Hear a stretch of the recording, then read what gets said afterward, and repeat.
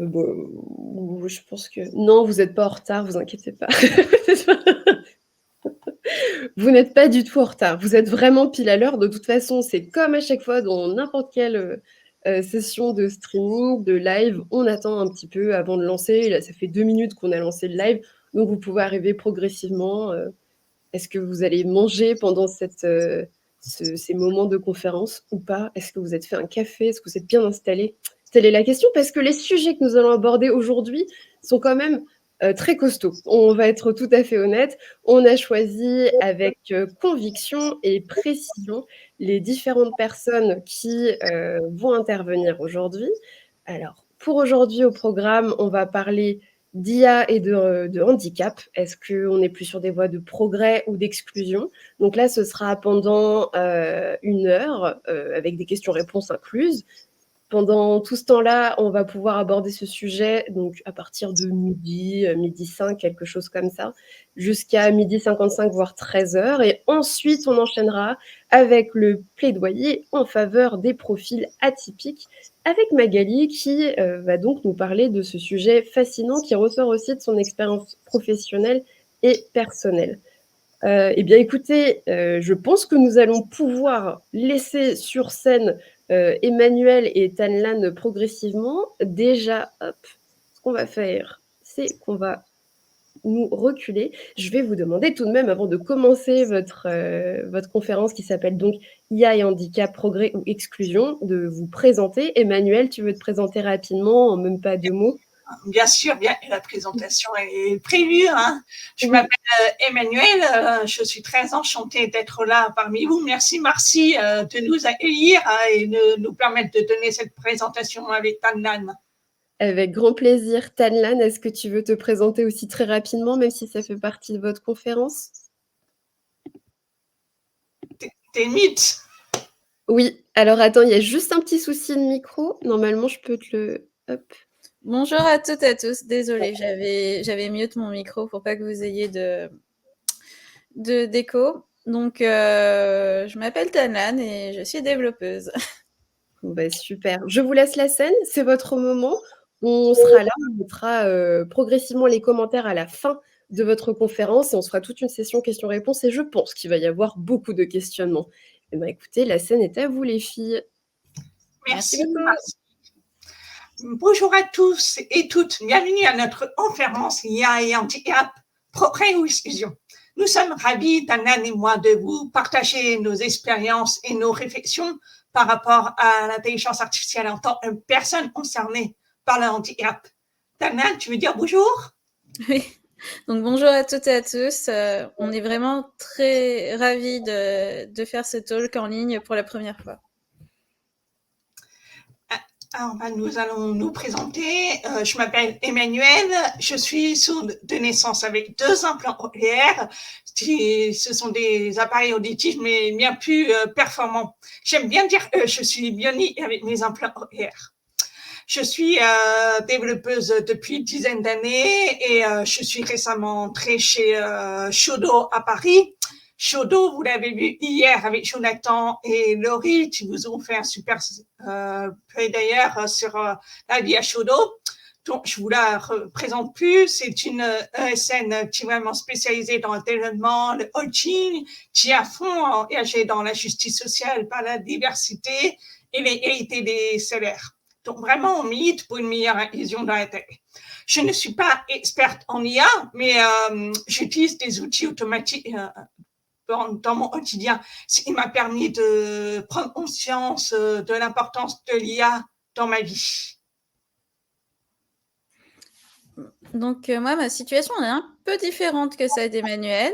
Donc, moi, je suis développeuse. Je suis une ancienne développeuse web et maintenant, je suis plus spécialisée dans tout ce qui est intelligence artificielle et notamment la mise en production. Je viens de finir mon alternance d'1 an chez AXA France il y a quelques mois. Et je recherche une nouvelle opportunité au cas où. Mais sinon, je suis aussi sourde. Par contre, moi, je suis pas sourde de naissance. Je suis devenue sourde sur le tard à l'adolescence. Et j'ai une maladie invalidante, donc j'ai des difficultés à me déplacer. Et donc, la plupart du temps, je suis en fauteuil roulant.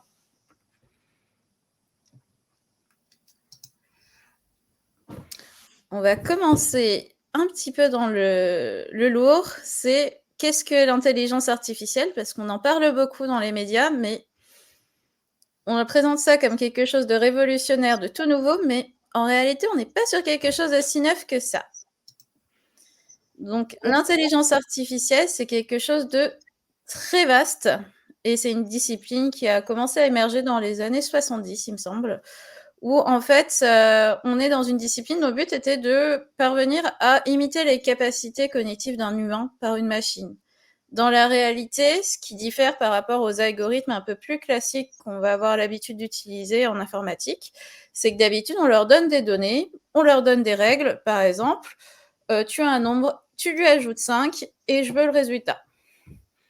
Et bien, quand on fait de l'intelligence artificielle, on est plus dans une logique où on donne les données qu'on a en entrée. Donc, par exemple, on lui donne une liste de nombres, on lui donne les résultats qu'on attend, donc une autre liste de nombres qui sont le résultat qu'on veut, et c'est à l'ordinateur de deviner les règles, donc on appelle ça le modèle, de deviner les règles qui permettent d'arriver au résultat B à partir des données A. Alors, quand on parle, en ce moment dans les médias, on parle beaucoup de ChatGPT, on parle beaucoup de Midjourney, on parle beaucoup d'LLM, mais tout ça, en fait, c'est juste une petite partie de ce qu'est l'intelligence artificielle. C'est un domaine qu'on voit, qu'on utilise au quotidien déjà maintenant. Je pense que vous avez tous un téléphone que vous déverrouillez souvent avec votre empreinte digitale ou par la reconnaissance faciale. Ben déjà là, vous êtes dans de l'intelligence artificielle. Votre voiture qui va ralentir parce que elle a détecté qu'il y avait quelque chose devant ou qui va se garer tout seul et qui va vous faire un créneau merveilleux, c'est de l'intelligence artificielle. Et tout ce qui est LLM, donc les Large Language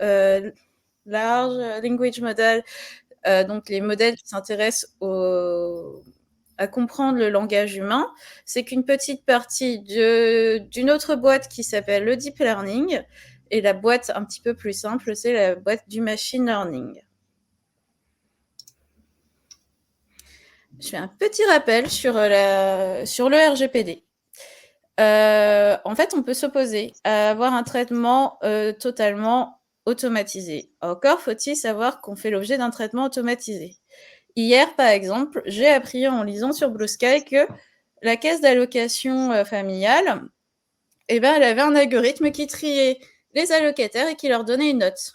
Enfin, une notation, donc des couleurs. Et que si on était une personne en situation de handicap qui touche l'allocation adulte handicapé et qu'à côté on travaille, on est fortement à risque, selon cet algorithme, de frauder la caisse d'allocation familiale. Et donc, voilà. On peut s'opposer à des traitements exclusivement automatisés. Encore faut-il être au courant.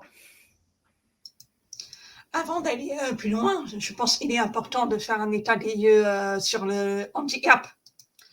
Il faut savoir qu'une personne sur 6 est handicapée en France. Et si vous le saviez, c'est vraiment énorme. On estime vraiment 12 millions de personnes sont handicapées. En fait, ce chiffre est vraiment très difficile à estimer pour plusieurs raisons. Une personne, elle peut ne pas déclarer son handicap ou elle ne sait pas qu'elle a un handicap.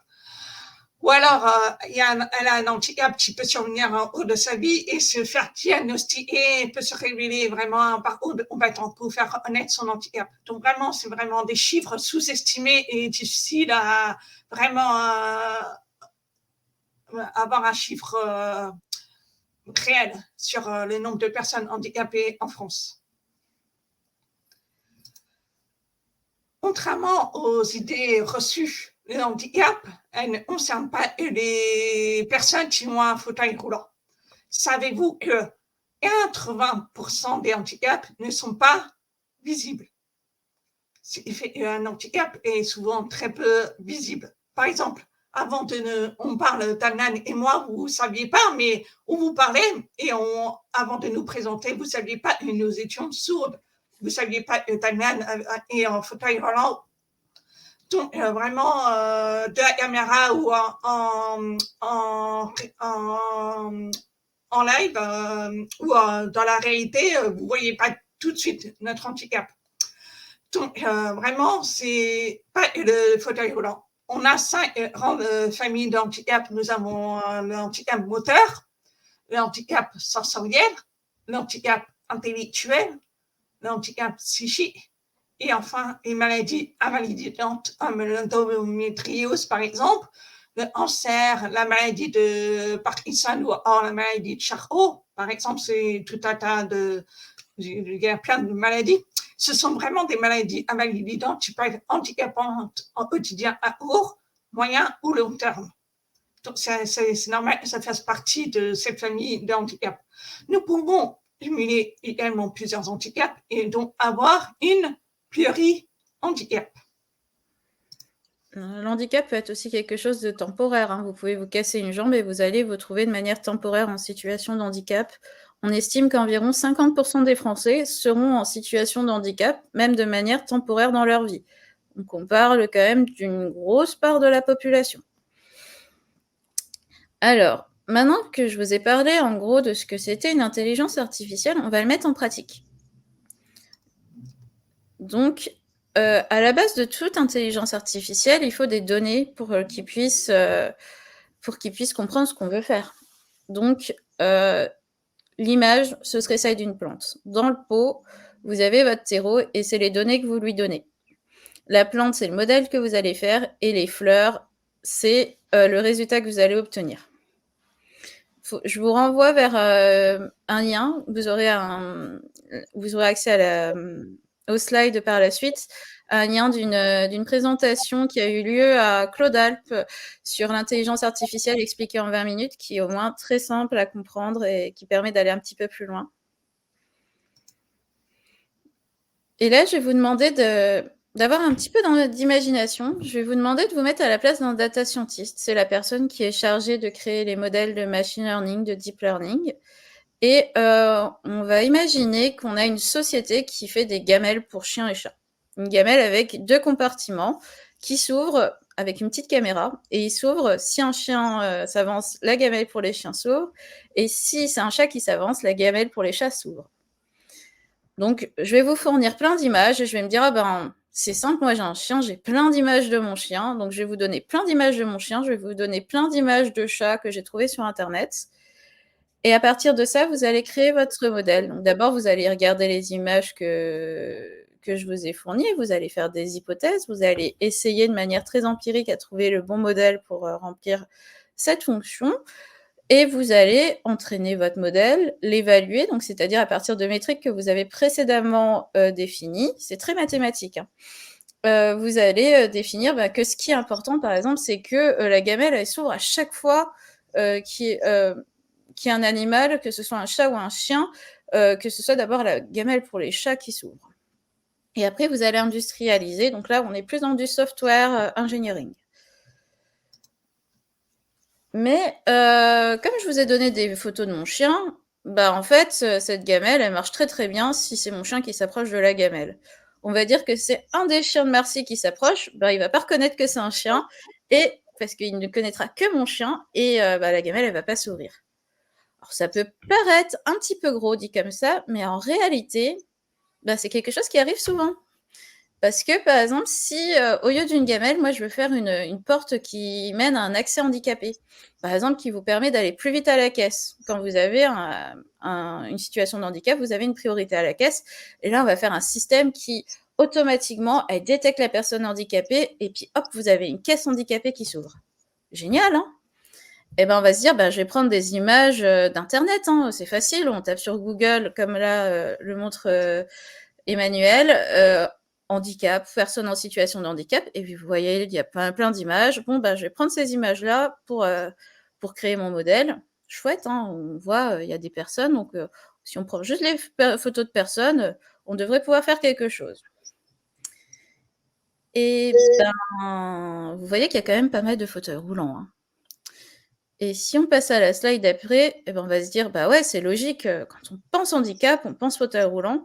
Par exemple, dans le film Barbie, qui a eu cette année, il y avait une personne en situation de handicap, elle avait un joli fauteuil roulant rose. Le problème, c'est que, Emmanuel vous l'a dit tout à l'heure, 80% des handicaps sont invisibles. Le fauteuil roulant, on considère, je crois, quelque chose comme 2% des personnes en situation de handicap. Donc, en gros, vous allez faire quelque chose qui fonctionne pour 2% des personnes en situation de handicap. Et si ça vous a paru logique, si ça vous a paru normal, ben, c'est pas que vous êtes quelqu'un de méchant ou quoi, c'est que vous êtes victime d'un biais cognitif, donc un schéma de pensée trompeur. Ça vous paraît logique parce que la première image qu'on a de l'handicap, c'est fauteuil roulant.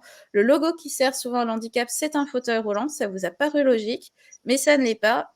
Et le problème, c'est que l'intelligence artificielle, elle a tendance à amplifier grandement ces biais. Et par exemple, si je fais de la génération... Non, on peut passer à la slide d'après, s'il te plaît? Oui. Si je veux faire de la génération de photos, par exemple, ben c'est pareil. Là, j'ai demandé de générer une image d'une personne en situation de handicap. Ben, bien sûr, il nous a généré un fauteuil roulant. Et ça va beaucoup plus loin, ces questions de biais. Et là, je te laisse la parole. Tout à fait. Donc, je vais vous lancer la vidéo de Jérémy Andrew Davis.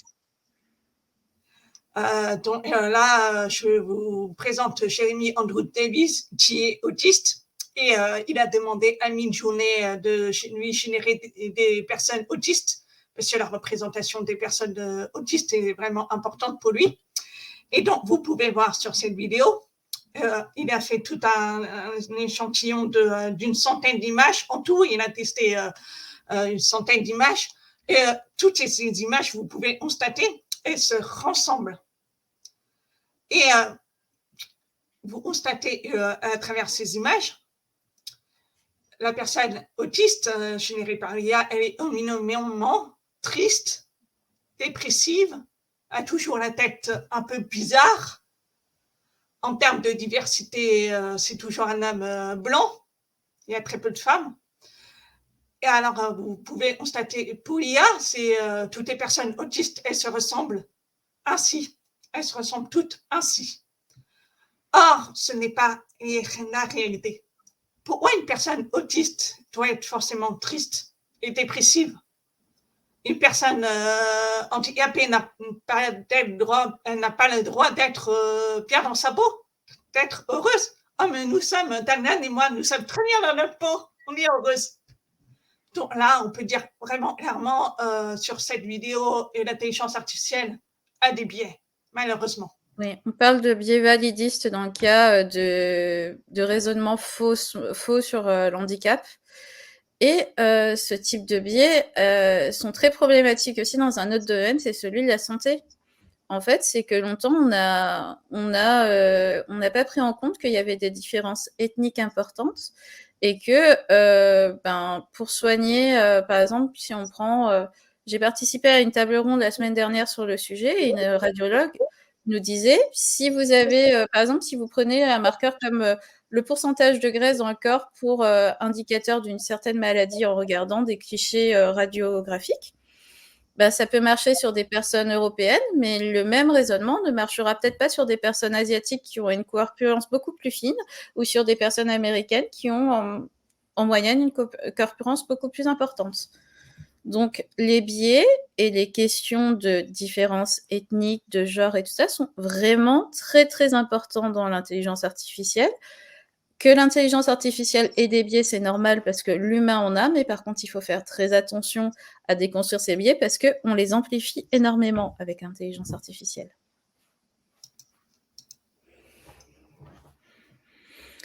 Ce qui diffère dans le cycle de vie d'un logiciel ou d'une solution qui intègre de l'IA, c'est que il y a des questions de drift. En fait, normalement, quand vous créez votre application, par exemple, vous créez votre site internet, vous le créez, vous le mettez en production, et souvent, quand vous réintervenez, c'est pour rajouter des nouvelles features ou donc des nouvelles fonctionnalités ou le mettre à jour. Dans le cas d'une IA, en fait, il y a quand même besoin de le surveiller et de réintervenir régulièrement et de le réentraîner sur des nouvelles données parce que souvent les problématiques changent ou les interactions que votre public va avoir avec votre application font que ce que vous avez prévu à la base, c'est peut-être pas vraiment la réalité. Prenons le cas de notre exemple de la caisse automatique. On va se rendre compte que en fait, votre caisse automatique, elle marche pas si elle détecte que les fauteuils roulants.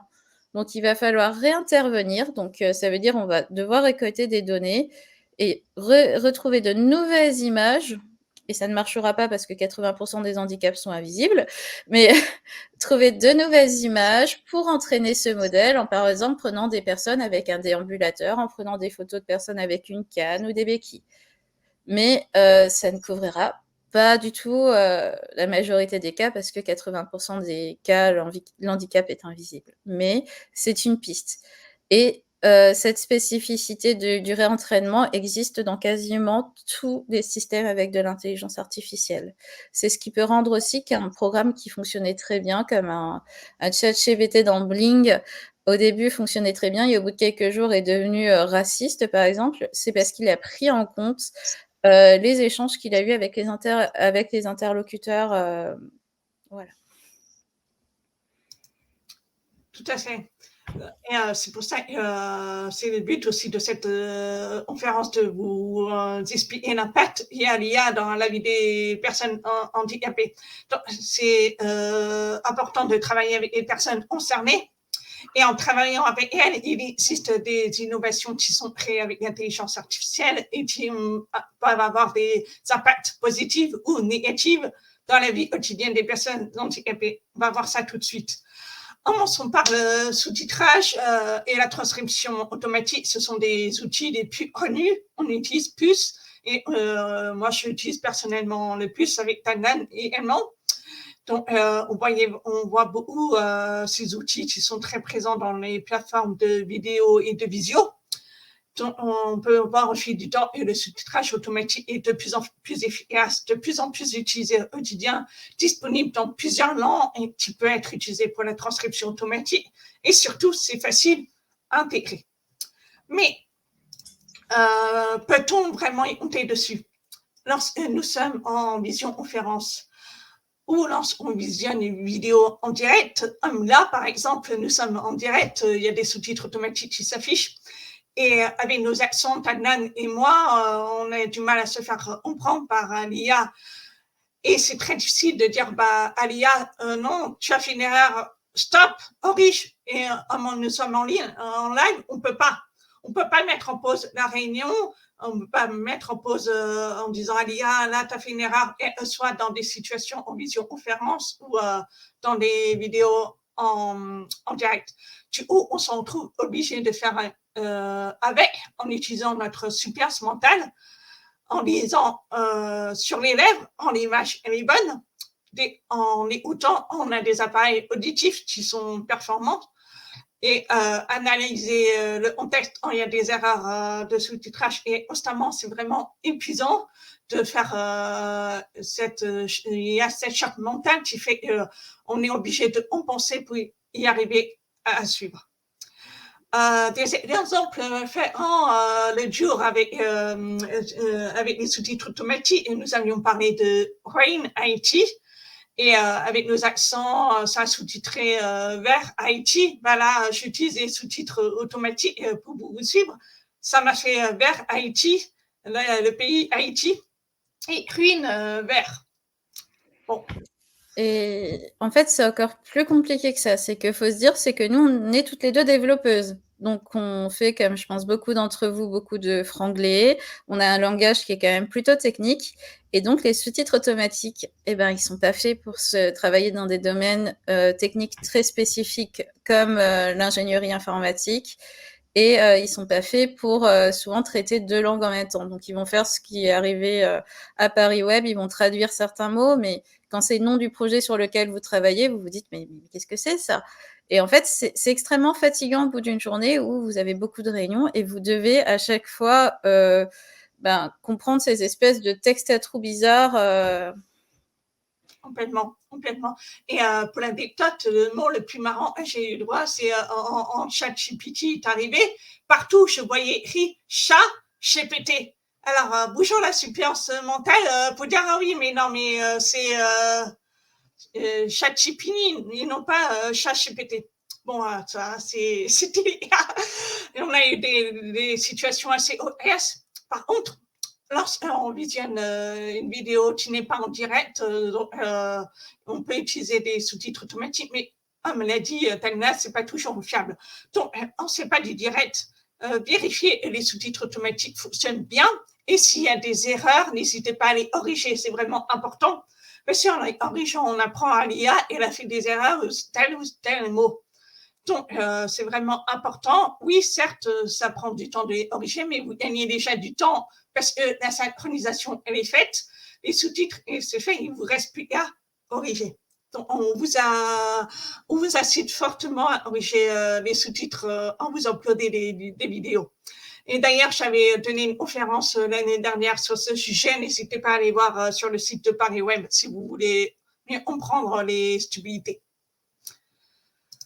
Après, nous avons des IA qui ont un impact sur le quotidien des personnes aveugles et malvoyantes. Donc, on a Seeing AI, qui est donc une application développée par Microsoft qui permet de décrire automatiquement l'environnement qui nous entoure. Elle permet entre autres, par exemple, de lire le texte à voix haute et s'affiche devant la caméra, de scanner un document et de le lire à voix haute, d'émettre des signaux sonores pour localiser les hotbars et les analyser afin d'identifier les produits, de reconnaître les personnes autour de soi et déchiffrer leurs émotions, de décrire les scènes et reconnaître les images, d'identifier les billets de banque, etc., etc. En fait, elle agit comme une caméra parlante.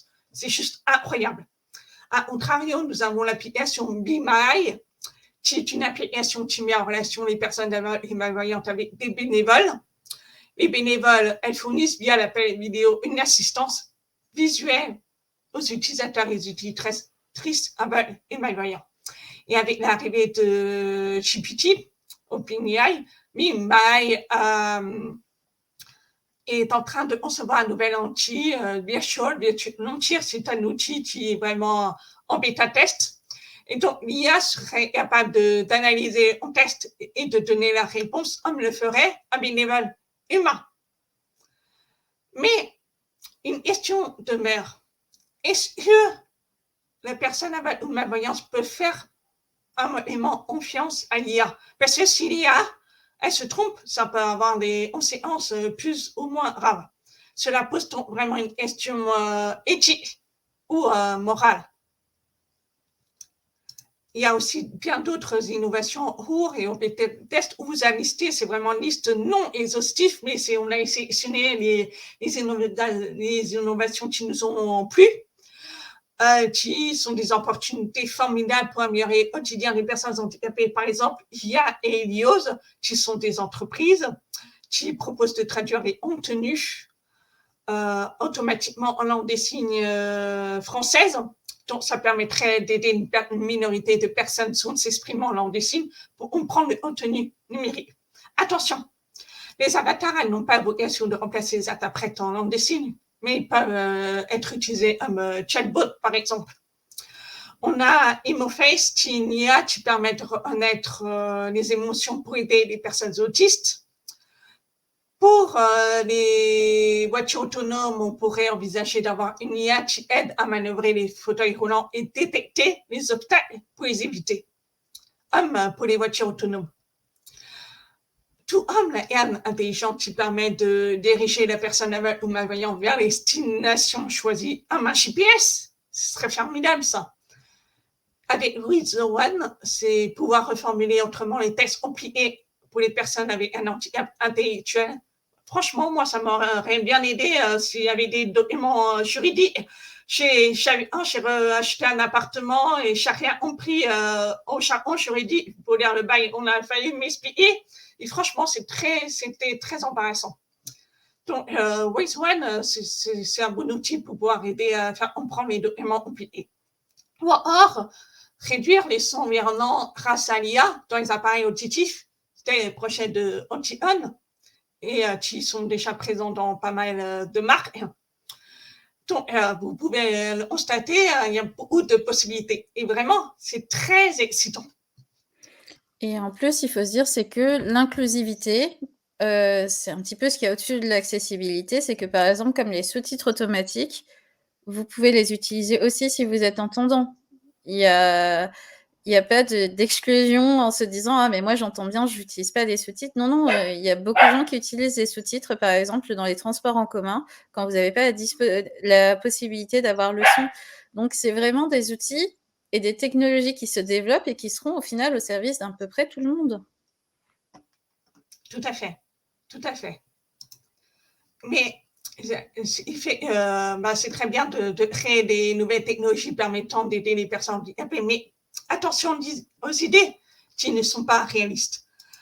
Cette illustration illustre bien cette problématique. On voit bien l'IA qui essaie de reconnaître la personne en train de signer très lentement, mot par mot, alphabet par alphabet. Or, dans la réalité, ça se passe vraiment pas ainsi, ça se passe pas comme ça.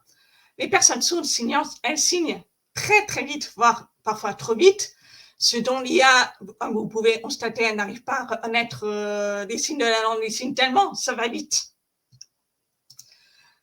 Vous avez vu Jérémy Andrew David qui a tenté l'expérience avec la représentation des personnes autistes. Voyons maintenant avec des images de mini-journée, est-ce que ça nous représente à Tana? On a essayé de faire le même exercice. J'ai donc demandé à Midjourney de me générer une personne handicapée. Il a généré des hommes en fauteuil roulant. Moi, je ne suis pas en fauteuil roulant. Et toi, Tagnan, qu'est-ce que tu en penses? Ces images-là, elles te représentent? Ben non. Enfin, il n'y a pas de diversité ethnique. Alors moi, je cumule un peu quand même. Mais c'est important la représentation des personnes d'origine ethnique diverse dans des questions de santé, mais aussi, on parle de plus en plus de générer des publicités, par exemple, ou du contenu numérique à partir d'IA. Et j'ai pas envie d'être totalement invisibilisée, déjà que je suis peu visible. Mais si on utilise de manière systématique ce genre de système, je risque d'être totalement effacée. Oui, on entend des waf-waf. Oui, je suis désolée. On va tenter une nouvelle expérience. J'ai redemandé à Midjourney de générer une personne sourde, Amtanen et moi, parce que la représentation des personnes handicapées honte. Et Midjourney a généré des femmes très, très âgées. Alors, regardez-nous, est-ce qu'on a l'air des vieilles dames? Est-ce que nous sommes vieilles, Tanan? Non, mais en plus, je pense que ça aide pas du tout aux gens à accepter la surdité. Quand la surdité arrive, la plupart du temps, elle arrive quand même à un âge beaucoup plus jeune que l'âge des dames qu'il y a sur ces images. Moi, c'est arrivé pendant mon adolescence et c'est très dur d'accepter ce handicap parce qu'il est vraiment lié à l'âge pour beaucoup de gens. Et donc, générer ce type de cliché, pour moi, c'est quelque chose de vraiment très, très mauvais pour justement l'acceptation de soi, l'acceptation de l'handicap. Tout à fait.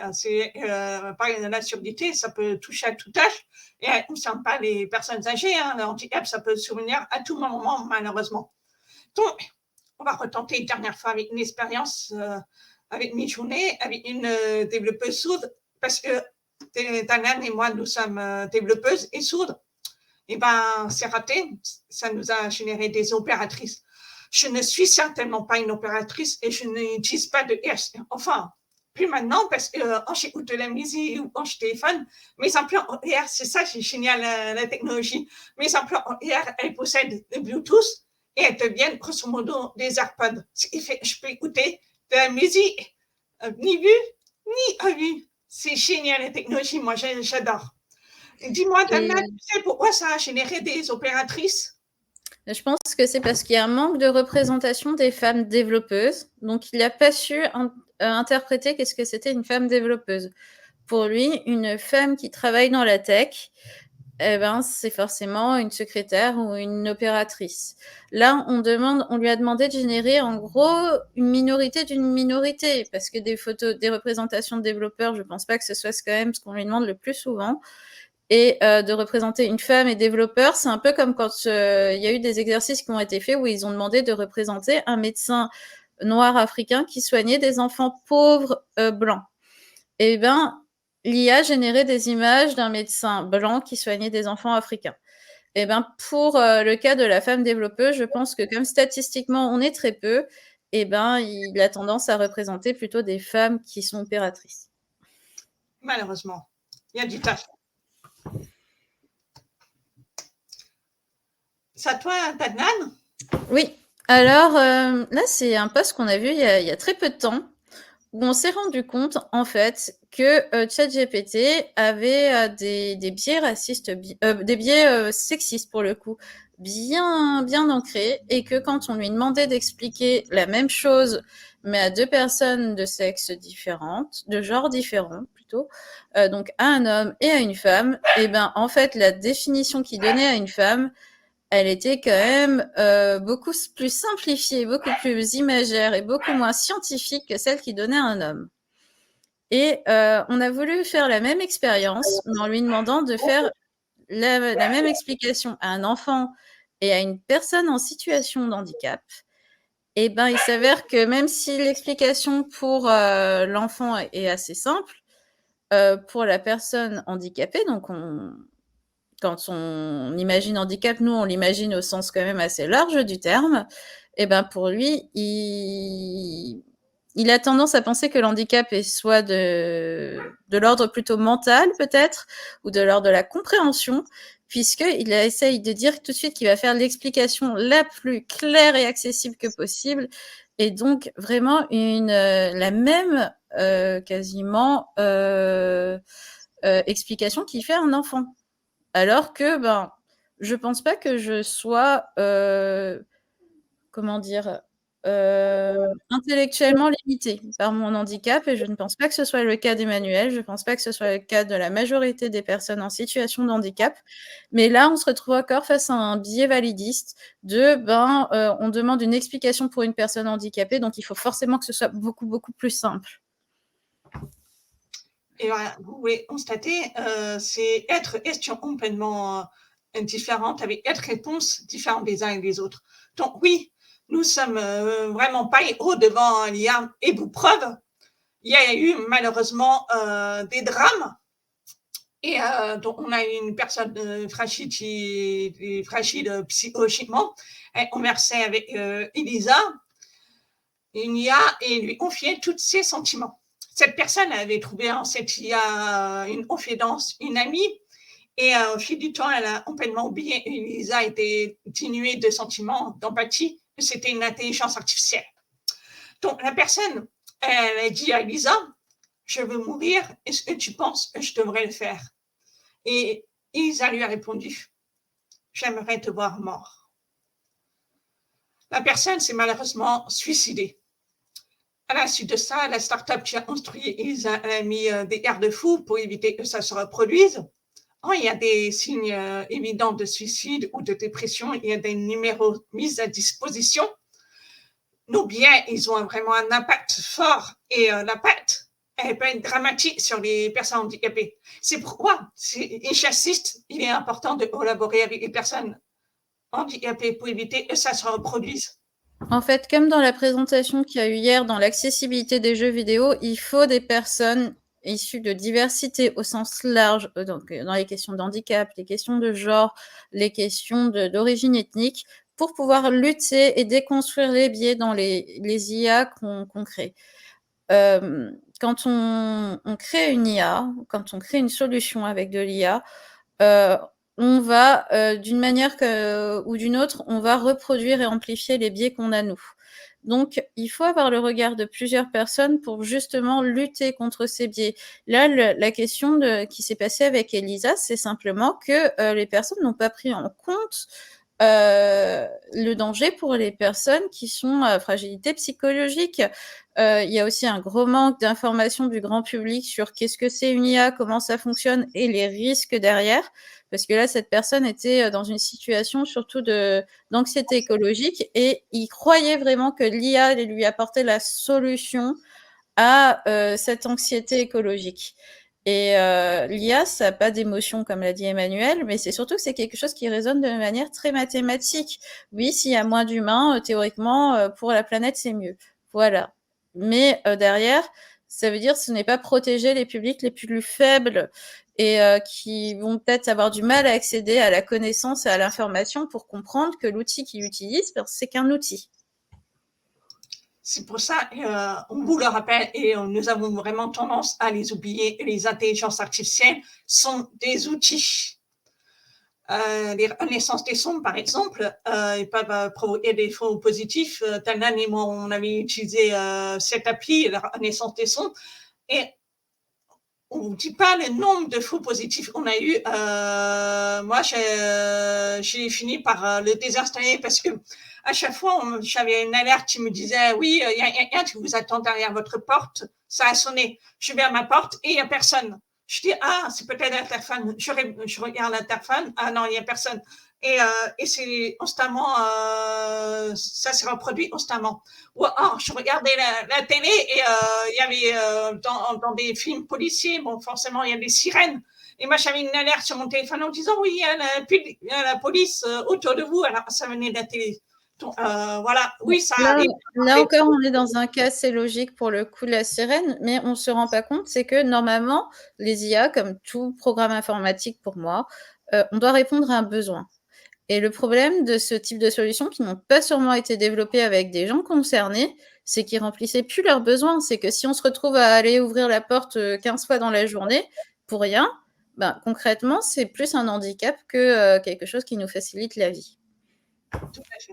Tout à fait. Et ce qui fait qu'on ne collaborera pas avec les personnes concernant si on utilise l'IA pour détecter les obstacles, mais il y a des obstacles qui ne sont pas détectés parce qu'ils n'ont pas été prévus dans les algorithmes, parce que les personnes qui ont construit les algorithmes sont en général des hommes blancs valides, et donc si ils ont pas se sont mal mis en situation de handicap où la personne est en fauteuil roulant, et ça pose problème en termes d'éthique. On a bien vu avec les voitures autonomes, des fois il y a eu des situations où c'était pas prévu, et il y a eu des accidents. Donc, pour les obstacles, il faut vraiment l'avoir vécu. Et là, le problème est d'ordre pas mal moral. C'est que, par exemple, si on réutilise le même algorithme qui sert à faire voyager le petit robot que vous voyez en bas des escaliers, là, qui est tombé sur un fauteuil roulant, bah là, c'est une commande Uber Eats qui a sûrement dans ce petit robot, donc c'est pas trop grave. Mais si c'est moi qui suis sur mon fauteuil roulant, ben, par contre, les conséquences sont pas les mêmes. Et c'est là-dessus que il faut se dire que ça reste un outil. Il faut qu'on ait quand même beaucoup de recul et beaucoup de précautions dans l'usage. On parlait tout à l'heure d'IA pour aider les personnes non ou malvoyantes. C'est pareil, ils peuvent pas faire il faut qu'il y ait quand même un contrôle derrière parce que l'IA fait des erreurs, l'IA a des hallucinations, l'IA en fait ne sait pas se taire. L'IA, pour elle fait que appliquer un patron à quelque chose. Et donc, si elle applique faussement, si elle n'a pas du tout de connaissance sur le sujet, elle va appliquer ce qu'elle connaît et ça marche peut-être pas dans cette solution. Et moi, ce que j'ai peur, c'est que vraiment on se dise, ça fonctionne très bien pour les petits robots pour se balader en ville. On va utiliser la même chose pour les personnes en fauteuil ou les personnes non-voyantes pour les guider. Et puis, on risque d'avoir ce type de situations qui n'ont pas du tout les mêmes conséquences. C'est pourquoi il est vraiment important de travailler avec les personnes concernées, tisser mieux et les personnes handicapées elles-mêmes pour les anticiper. Et donc, il y a aussi il y a des termes ou des constats qui ne veulent rien dire, parce qu'on le voit bien avec les sous-titres automatiques. Moi, je prends la parole, l'IA ne me comprend absolument pas. Les voix atypiques et accents ne sont pas pris en compte. Et ça, c'est problématique et ça peut poser problème à la compréhension. Les erreurs, elles existent et il faut les corriger. Et elles peuvent accentuer les risques de discrimination et même elles peuvent permettre de mettre en danger les personnes handicapées qui utilisent des outils automatiques. Donc, c'est important de les corriger. Donc, l'intelligence artificielle, c'est bien, mais si on la mélange avec l'intelligence humaine, ça rend l'expérience meilleure. C'est vraiment chouette d'avoir autant de possibilités pour créer des technologies qui vont aider les personnes handicapées. Mais attention aux fonctionnalités intelligentes qui sont inutiles et chères. Et lorsqu'elles sont inutiles, c'est une perte de temps pour les avoir créées. Et lorsqu'elles sont chères, les personnes handicapées n'ont pas forcément les moyens de les avoir. Exemple, on a parlé sans cesse des hanches qui permet de traduire la langue des signes. Des hanches. c'est parti de bonnes intentions. C'est des étudiants qui ont trouvé ça effrayant de créer des ans à partir d'un dataset qui existait, mais ils ne se sont pas posé la question de la pertinence de ces ans. Et Soud a vu ça et dit, mais ça sert à quoi? Vraiment, on insiste bien. Parce qu'en fait, les gants pour traduire en langue des signes française ou américaine ne peuvent pas fonctionner parce que, pour ceux qui ne le savent pas, la posture, l'expression faciale est très importante dans la langue des signes française ou américaine. Dans les langues signées, on a vraiment une importance de la posture et de l'expression faciale. Et avec des gants, vous n'avez pas ça. Donc, finalement, c'était des choses qui permettaient peut-être de faire des lettres, mais connaître un alphabet, ça ne vous fait pas parler une langue. Et donc, le même problème se pose pour les personnes sourdes. C'est que si vous faites un outil qui sait juste reproduire l'alphabet, c'est pas quelque chose qui va faciliter la compréhension. Vous avez vu la vidéo, vous a donné un exemple. Malgré tout ça, nous, on est quand même très enthousiastes sur l'IA parce que ça a quand même facilité nos vies. Si je prends la situation de quand moi j'ai perdu l'audition, donc il y a maintenant une vingtaine d'années, il n'y avait pas de chatbot. Quand vous deviez faire toutes vos démarches par téléphone et que vous n'êtes pas dans la possibilité de téléphoner, il faut demander tout le temps à quelqu'un de téléphoner pour vous. C'était un casse-tête sans nom. Les chatbots qui sont généralisés, ça a quand même permis qu'on ait un plus grand accès à l'information. Les sous-titres automatiques, c'est pareil, ça nous a ouvert la connaissance de beaucoup de contenus vidéo, ce qui n'était pas possible avant. Et de la même manière, on se pose des questions, les podcasts sont un format qui monte, et pour l'instant, on n'a pas encore de solution qui nous permet d'avoir de l'accessibilité au niveau des podcasts. Et ça, c'est dommage. De la même manière, pour les personnes mal ou non-voyantes ou les personnes qui ont des problèmes moteurs, il y a quand même beaucoup de choses qui ont été développées à l'aide de l'IA pour faciliter l'intégration, l'inclusion numérique. Et ça, on est vraiment très enthousiaste là-dessus. Complètement, je rejoins vraiment l'avis de Tanan, on est vraiment très excités, mais attention au biais. Et on a cette phrase qui vient des États-Unis, nothing about us without us, autrement dit, rien sur nous sans nous. Il est vraiment important de concevoir des outils avec les personnes handicapées, de recréer ensemble pour ne pas biaiser. Il veut dire que c'est vraiment nécessaire de collaborer avec les personnes concernées pour réduire les risques et les biais, de communiquer avec elles, de travailler avec elles pour construire des outils utiles et les rendre efficaces. Mieux, il faut embaucher les personnes handicapées dans le milieu de la tech. Il n'y en a pas assez. Pour cela, bien évidemment, il faut les former, il faut rendre accessibles les formations, il faut qu'il y ait davantage de diversité dans le milieu de la tech. Tana, tu veux compléter? Oui, je pense que vraiment, c'est important qu'il y ait cette prise de conscience que la diversité dans la tech, surtout dans l'intelligence artificielle, dans la data science, c'est quelque chose de primordial si on veut pas avoir une société qui exclut énormément les gens. On peut faire des miracles, mais on peut aussi créer des outils qui soient vraiment très néfastes pour les personnes en situation de handicap. Et on est souvent oublié en fait dans le débat. Et donc, je pense que c'est important qu'il y ait des personnes en situation de handicap dès la conception des outils. Merci beaucoup de nous avoir écoutés. J'espère qu'à travers notre présentation, vous avez mieux compris la pertinence de l'IA dans les produits. Il faut créer des produits inclusifs et travailler avec les personnes concernées, les personnes handicapées pour vraiment concevoir des vraiment inclusifs. Je remercie Marcy et Patente de nous donner l'opportunité de donner cette conférence. Hein. Vraiment, merci beaucoup pour votre invitation. Vous pouvez retrouver la présentation via le hotbar. On vous donnera le lien de toute façon et nous retrouver sur les réseaux sociaux. Merci beaucoup. Merci à vous, c'était fascinant. Un poil terrorisant parce qu'on ne se rend pas forcément compte de toutes les mauvaises manœuvres. Je pense que quand on n'est vraiment pas au fait de tout l'impact des biais, c'est vrai que ça peut faire très peur. Moi, j'ai découvert, hein, l'histoire des allocations en même temps que vous en parliez. Je n'en avais aucune idée et je me doute qu'en effet, il va y avoir forcément des choses comme ça, des mauvaises pratiques, qui sont réalisées, pour les personnes enfin, à l'encontre des personnes handicapées.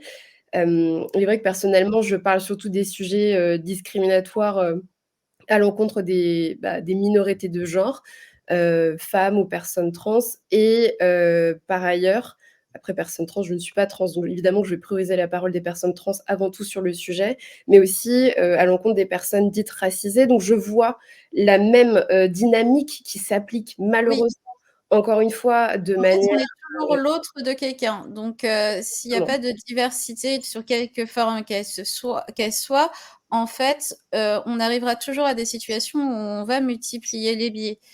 C'est par exemple dans la vidéo sur l'autisme, on voyait bien qu'ils mettaient que des hommes blancs, alors qu'on sait que c'est vraiment très compliqué pour les femmes notamment, et mais je pense encore plus pour les femmes racisées, d'avoir un diagnostic d'autisme. Et donc, ce manque de représentation, ben, ça permet encore d'effacer un peu plus ces femmes autistes, ces femmes racisées autistes.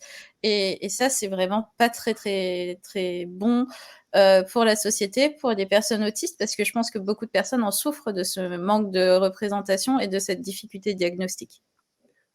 Complètement et il y a un vrai sujet, à propos de ça, c'est que, finalement, on est aussi dans une reproduction à plus ou moins grande échelle, des biais de la société sur, les produits, sur les utilisatrices et ça peut être très, très violent dans la mise en pratique, ce que vous avez extrêmement bien démontré d'ailleurs. Il y avait une histoire comme ça, qui je trouve fonctionne assez bien avec votre propos, je ne sais pas si vous étiez au courant, mais alors je n'ai plus du tout le nom des logiciels et je n'ai plus le nom des unités, mais il se trouve qu'on avait ce problème-là dans les unités militaires. En fait, il était question d'avoir une IA qui reconnaissait très facilement les tanks, heu et malheureusement, en fait, le dataset a été réalisé par des personnes qui avaient une idée des tanks. Donc ils n'ont fait que, alimenter du coup, l'intelligence artificielle par cette idée que les gens avaient des tanks et ça a complètement foiré parce qu'il fallait forcément rajouter de la diversité dans les tanks, c'est-à-dire les tanks de jour, les tanks de nuit, les tanks suivant certaines inclinaisons de luminosité, les tanks en forêt, les tanks dans le désert et tout ça, je trouve que c'est une bonne manière aussi de démontrer que c'est pas parce qu'on parle de sujets, sociaux dans la tech que, c'est un sujet inférieur ou quoi. C'est même un sujet de ROI en fait, parce que ce Exactement. manque de diversité dans les datasets c'est une des raisons pourquoi on a une grande majorité des projets IA qui restent au stade de POC, parce qu'on se rend compte que l'investissement qu'il faut pour créer ces outils eh ben, est supérieur au ROI qu'ils peuvent des fois fournir, parce que ça demande une quantité de données en termes de quantité et de qualité. Il y a aussi tous des enjeux environnementaux aussi derrière, parce que ça coûte extrêmement cher, ça demande beaucoup de ressources en termes d'électricité souvent et tout ça pour produire ces outils. Mais le ROI est souvent très mauvais parce que justement, on n'a pas les données à la base ou alors ils sont de mauvaise qualité. Et dans le cas des tanks, c'est la bonne explication à ça. Complètement. J'ajouterais, il y a aussi plein d'expérimentations autour de l'IA sur les situations similaires. Par exemple, je pense à l'IA sur les fiches pour le recrutement. Donc, ils ont voulu essayer de remplacer les DRH. Donc, ils ont fait une expérimentation avec une IA qui remplacerait les DRH et l'IA a ressorti des CV qui étaient normales, enfin, elle a exclu totalement les CV des personnes minorées, elle a exclu les CV qui ont la mention RUTH de travailleurs handicapés, qui a exclu avec des personnes qui ont des noms racisés ou des photos racisées. Et donc là, Oui. et on a bien vu que vraiment, elles sont présentes. C'est Amazon qui a fait cette expérimentation. Ouais. Et en fait, ils sont basés sur les employés qu'ils avaient actuellement. Alors, je pense que c'était à des Profitech parce qu'ils sont ressortis que les meilleurs profils, les meilleurs CV qui ressortaient, c'était que des hommes blancs. Voilà. Et je présume valide. Et, Et donc, en fait, là, le problème qu'il y a eu, c'est que, de base, ils partaient aussi avec une base de données qui était biaisée, puisque on sait que dans la tech, on a quand même un problème de manque de diversité, tant au niveau des genres que des ethnicités, des handicaps. Complètement. Écoutez, merci les filles. On a quelques questions dans le chat, donc je vais vous garder là, parce que vous allez pouvoir y répondre. Je vais peut-être commencer déjà par la question de notre product manager, Julien, qui est ici, hop, et qui a posté cette question-là. Je te laisse la lire et la poser, du coup, c'est plus simple. Merci Emmanuel et merci Tandan, c'était hyper intéressant, j'ai appris énormément de choses. Moi, je me posais la question, le W3C, c'est toujours un peu positionné comme forme d'autorité sur le web, en tout cas pour établir des règles pour les développeurs. On a parlé pas mal de sujets avec eux, mais comment se positionne-t-il par rapport à l'IA, au développement de l'IA? Alors moi, j'en sais rien. Je sais qu'on a quand même un règlement qui va sortir pour la régulation des IA qui s'appelle l'IA Act en Europe. Et le problème, c'est que pour l'instant, les parties, donc les différents pays européens, sont pas super d'accord sur comment légiférer dans ce sens-là, parce que par exemple des pays comme il me semble la France et l'Italie veulent pas qu'on entrave beaucoup trop l'innovation, mais ce que je vais répondre au niveau de l'IA Act, de ce que j'en sais, c'est qu'il y aurait quand même beaucoup plus d'exigences au niveau de l'explicabilité de l'IA, l'explicabilité des modèles. C'est que vous auriez, par exemple, je vais prendre un exemple simple. Tu veux faire un prêt bancaire. Eh ben, ce serait que ton conseiller puisse te dire ton prêt a été refusé pour telle et telle raison. Parce qu'on sait qu'est-ce qui a de l'importance pour le modèle qui va gérer ta demande de prêt. Actuellement, on n'a pas cette exigence d'explicabilité. Et c'est bien dommage parce qu'en plus, même en tant que machine learning ingénieur, on se rend compte que connaître l'explicabilité du modèle, donc qu'est-ce qui est important pour lui et qu'est-ce qui ne l'est pas, ça a aussi une incidence sur comprendre son comportement une fois qu'il est en production. Merci, c'était très clair. Alors, tu disais aussi tout à l'heure, de plus en plus de services comme Spotify proposent de la vidéo. On espère qu'ils vont en profiter pour proposer des solutions qui rendent les podcasts audio accessibles à toutes et tous. Toi, tu l'as déjà remarqué, Julien, qu'il y avait des soucis d'accessibilité sur Spotify, du coup, pour cette réflexion? Je me suis déjà fait la réflexion, parce que je consomme énormément de podcasts, je m'endors en écoutant et je me suis dit, comment les personnes font, quoi. Ça, je peux te répondre. Hein. Malheureusement, il y a très peu de podcasts qui sont accessibles et pourtant, il y a plein de podcasts et j'aimerais tant y accéder. Et donc, j'avais utilisé la transcription automatique de Spotify qui est toujours en bêta-test. Malheureusement, ça fait 1 an que ça dure, 1 an, voire plus. Et ils ont toujours pas généralisé parce que il y a des soucis. On ne sait pas qui parle. Il y a plusieurs personnes qui parlent en même temps. Donc, sur un même paragraphe, on peut avoir 3 personnes qui parlent, et donc c'est difficile de savoir qui parle. Et dans la transcription, il n'y a pas de ponctuation aussi, donc on ne sait pas où le début de la phrase ou la fin de la phrase. Enfin, c'est très incompréhensible en tous les transcriptions automatiques des podcasts. Après, une solution qui serait plus simple, ce serait déjà de permettre aux créateurs de contenu de mettre un lien vers une transcription écrite. C'est bête, c'est pas de l'IA pour le coup, mais c'est quelque chose qui peut marcher, qui sera de meilleure qualité que des sous-titres automatiques. Et justement, ça pourrait permettre d'avoir des bases de données suffisantes pour après créer des sous-titres automatiques de meilleure qualité pour les podcasts. Complètement. Oui, ce serait peut-être un effort des deux côtés, autant du côté des créateurs et des créatrices de contenu, qui ferait en sorte de rendre accessible ce qu'ils créent, et de l'autre côté des services, quoi. Par exemple, si tu crées du contenu sur Blue Sky avec une image, tu remplis le alt, donc le texte alternative à l'image pour les personnes qui utilisent un lecteur d'écran. Et de la même manière, ce serait de permettre d'avoir une transcription facilement pour les personnes sourdes et malentendantes. Tout à fait. J'espère que ça va aller dans ce sens-là. Il ne faut pas utiliser des outils automatiques. On vous encourage vraiment à les utiliser, mais à condition d'origine derrière, parce que l'intelligence artificielle n'est pas fiable à 100%. Peut-être d'ici dans quelques années, il y aura beaucoup de progrès, il y aura moins d'erreurs, mais aujourd'hui, on vous encourage vraiment à utiliser les outils automatiques et à les corriger. Oui, complètement. Et d'ailleurs, je reviens là-dessus parce que je l'ai rappelé dans le chat. Pour toute personne qui avait des remarques par rapport à l'accessibilité de ces conférences, il est clair qu'on s'est quand même entretenu, Emmanuel, Tanlan et moi, pour savoir quelle était la meilleure version de l'accessibilité par rapport au Pattern Talks. Et c'est un vrai sujet, il y a vraiment des gros enjeux. Nous, on a passé quasiment une semaine à tester des outils qui déjà fonctionnaient avec la plateforme de diffusion qu'on utilise là actuellement pour vous faire les lives en multicanal. Donc, vous pouvez nous suivre depuis LinkedIn, vous pouvez nous suivre sur Twitch et potentiellement, on est en train de bosser aussi sur un suivi via YouTube. Il y a quand même des très gros enjeux sur les sous-titrages. Donc, pour rappel, n'hésitez pas à, si vous avez besoin, activer les sous-titrages automatiques, sachant qu'ils ne seront pas parfaits, malheureusement, parce que, comme le dit Emmanuel, on en est très loin. Nous, on a fait déjà des conférences ensemble où, en effet, je vous en parlais dans l'espace commentaire, on a eu quelques petites surprises.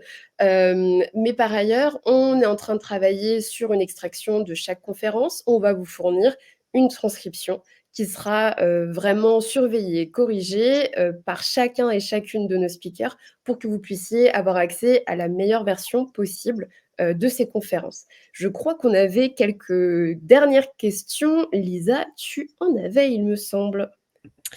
Alors, j'en avais plusieurs, mais elles ont été répondues en fait par la question de Julien. Donc, moi, je voulais en poser une autre, c'était de savoir de quelle manière les développeurs d'IA, donc de tous les outils IA qui puissent exister, ils peuvent s'assurer que justement leur IA, donc leur produit, soit inclusif et adapté à tous les utilisateurs en difficulté. La réponse est un petit peu la même que tout à l'heure. C'est vraiment la question de avoir une explicabilité. Déjà, si tu sais quelles sont les règles en fait que ton modèle a générées, tu sais reproduire déjà quelque chose. Parce qu'au début, je crois que quand tu posais une question à ChatGPT, il te répondait, même si tu posais plusieurs fois la même question, il pouvait te faire des réponses différentes. Donc, il faut avoir une reproductibilité des expériences que tu fais. Il faut avoir une explicabilité, donc savoir pourquoi il a réagi comme ça. Et à partir de ce moment-là, déjà, tu auras une idée de si ton produit sera un peu plus inclusif ou un peu plus adapté aux utilisateurs. Après, il doit y avoir, comme par exemple un produit comme les produits web aussi, des phases de test où tu as des tests avec des utilisateurs et comme ça permet aussi d'avoir un retour sur ce qui marche pas. D'accord, donc c'est plutôt à l'utilisateur de faire part de son retour à l'IA pour qu'il puisse adapter Je son pense modèle. que c'est vraiment important. Après, on a vraiment cette question du feedback. J'ai pas trop développé ça tout à l'heure, mais par exemple, quand tu échanges avec ChatGPT, mais c'est valable pour beaucoup d'IA, tu vas avoir un pouce vers le haut et un pouce vers le bas pour noter si la réponse t'a plu ou pas. Ben ça, c'est ce qui permet quand les développeurs, les data scientists derrière vont réentraîner le modèle, de savoir qu'est-ce que l'utilisateur attendait. Et donc, ça permet de réentraîner le modèle en donnant plus de poids à ce qui était attendu par l'utilisateur et en diminuant le contenu que l'utilisateur ne voulait pas.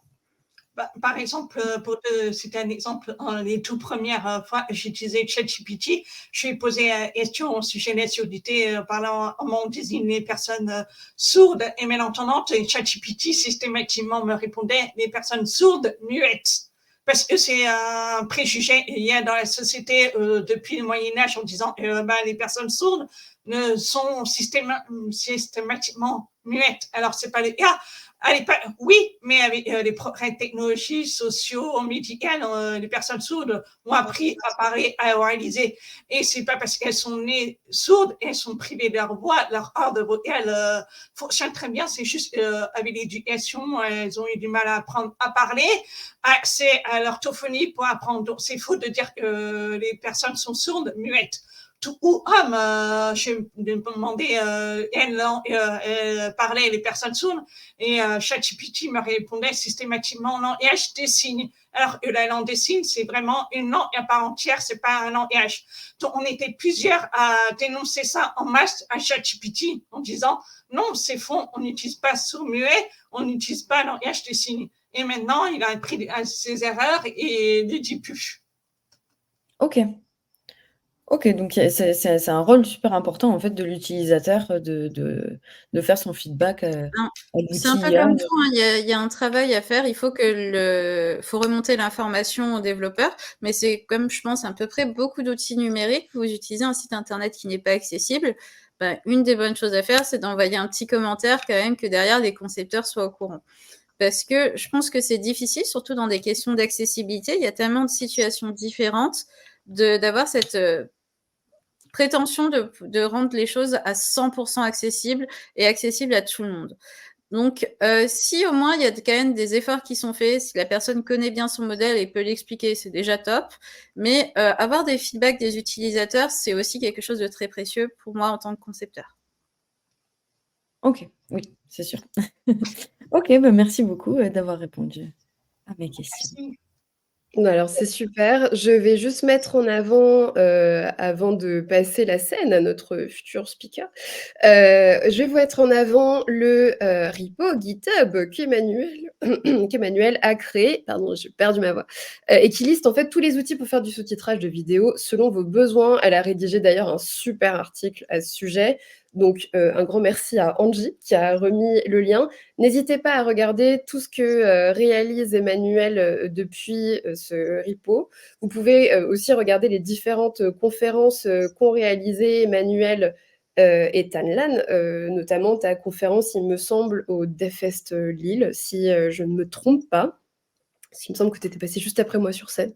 Oui. Donc c'était quoi déjà le titre, du coup, de cette conférence? C'était, alors le titre, c'était est-ce que handicap et tech, ça pouvait matcher en fait? Est-ce qu'on peut être développeur et en situation de handicap? Parce que je pense qu'il y a beaucoup de préjugés à déconstruire sur le handicap et sur le fait de travailler et surtout de travailler dans la tech.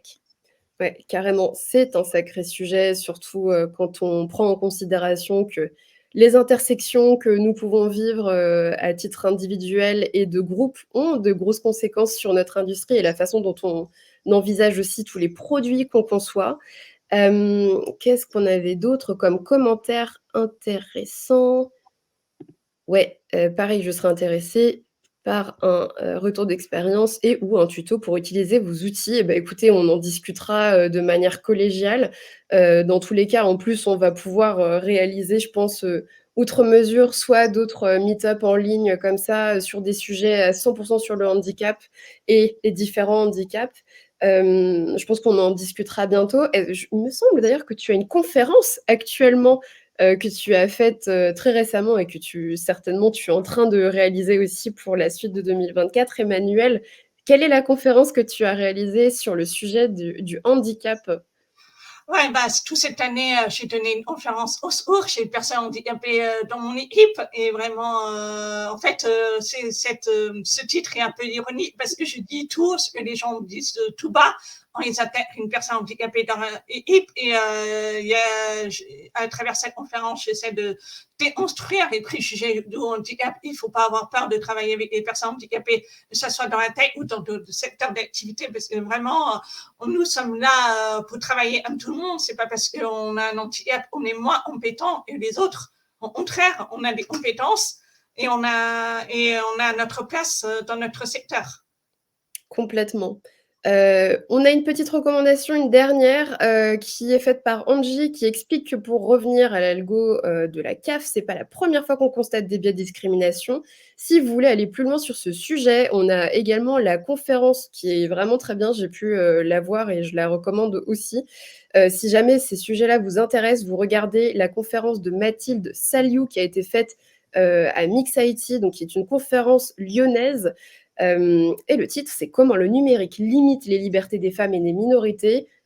Franchement, regardez-la. D'ailleurs, regardez aussi toutes les conférences qu'il y a sur Mixit parce que enfin, le comité de sélection fait vraiment des choix très éclairés sur les problématiques d'inclusion et les répercussions directes dans les produits. Écoutez, j'ai envie de vous dire un grand merci à toutes les deux. On se retrouve certainement plus tard. On reviendra vers vous, peut-être pour, d'autres sujets, d'autres choses qu'on pourra faire ensemble. N'hésitez pas à recontacter Emmanuel, que ce soit, sur LinkedIn, sur Blue Sky, sur Twitter et également pour Tanlan. Regardez leurs conférences parce qu'il y a vraiment des pépites dans leur travail. On va pouvoir accueillir très rapidement notre prochaine conférencière. Moi, je vous souhaite une très bonne journée, Tanlan et Emmanuel. À très Merci à rapidement. vous. Merci beaucoup. Merci beaucoup. Merci. Merci. Bonne Bonne journée. journée. Bonne journée.